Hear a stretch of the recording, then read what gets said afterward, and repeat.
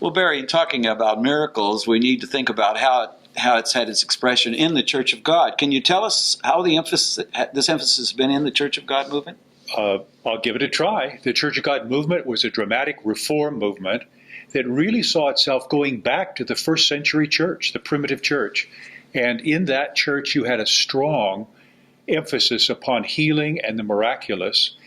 And interestingly, if we take personalities, Enoch Byram, a dominant individual early in the church, head of the gospel trumpet company and whatever, Enoch Byram insisted that the healing of the body was provided by God for his children. And he felt he had the gift of healing. And he traveled about the country, called upon to pray for people. In fact, they had a room over in the Gospel Trumpet Company for crutches and medical devices that weren't needed anymore, because he'd bring them back and say, God works today, works dramatically today. Now, interestingly, it did take extremes, because we had people in the early Church of God who didn't believe in doctors because they thought that was an affront to the power of God. In fact, Stan and Christy Stevens, and many people would know at Park Place, their son Michael has done a major study of families who were taken to court because they were being charged with negligence for not going to doctors. So, clearly, healing strong because it was a biblical base and a belief in God being active and powerful, dunamis, in the present. Yeah. Well, what experiences would you say have brought changes, or have there been any changes? There have been changes. I mean, the movement has changed greatly. If you take an issue like women in ministry, the difference you see from the early time across, you see some, influence by the culture that wasn't always positive. But you had a lot of personal experiences. Charles Brown, the editor of the Gospel Trumpet Company, had a daughter, 4 years old, who died. And he struggled and struggled with that. And he finally decided there are no answers. And we cannot just say God will heal if we pray, because it didn't happen. And he said, God sees both doors. He sees from the side of eternity, and he sees from the side of time. And he sees the whole picture, and we don't.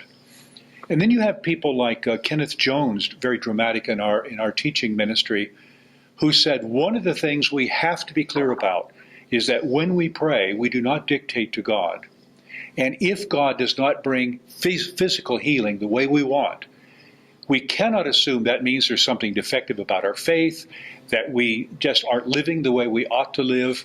There are people who have been the greatest saints in the world who have had terrible problems all of their lives. You have Charles Naylor, again, well known to the Park Place congregation, lived right down the street, has this terrible physical problem all of his life. And yet, he had nothing wrong with his faith. And he, again, mystery. We don't know. So all of that came into being. And it has not taken us away from belief in healing, but it has tempered our expectations about the dramatic, the constant, and things being exactly the way we pray for. Yeah. Well, where would you say we are now? I would like to, Ann Smith, back in 1978, wrote an article on rights. We now live in a culture where we expect we have rights.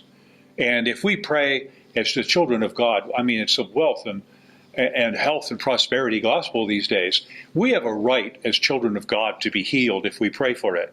She said, no, that's not right. Go back to the biblical base. Look who Jesus was. And yet he exposed himself to all kinds of physical abuse and even the loss of life itself, because there is something higher than merely physical healing. So I think we still believe in healing, but we have thought, Eugene Sterner came along again, a Park Place individual, and said, critical in the New Testament is healing of our relationships. It should not only be focused on our bodies. And in a contemporary time now, we are looking at the healing of our world and our destruction of the environment. And so healing has to be seen in much broader ways. We have not given up on belief in healing. God is still almighty. All things are possible. But we cannot demand it. What we think is not our right. And by the way, our bodies are all going to die, whether they're healed once or twice or three times anyway. And the real belief in the New Testament, which is where the Church of God is based, is our ultimate hope is in the resurrection. And God has said to us, all of my children will be fully healed It's just that how and when is not something for us to dictate or necessarily demand as a right. Thanks. You're welcome.